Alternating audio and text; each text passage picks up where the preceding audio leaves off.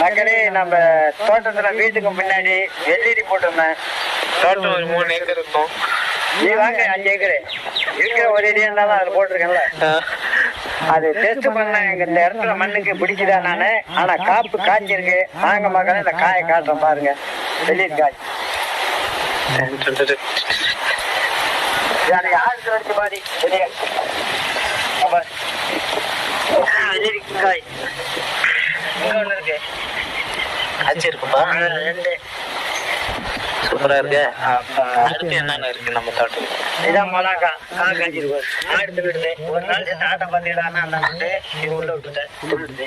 அது தக்காளி செடி இருக்கு. அது கத்திரி. அடுத்து வந்து பாத்தீங்கன்னா கத்திரி இருக்கு. அதே மாதிரி அந்த பக்கம் 4 வச்சிருக்கேன்.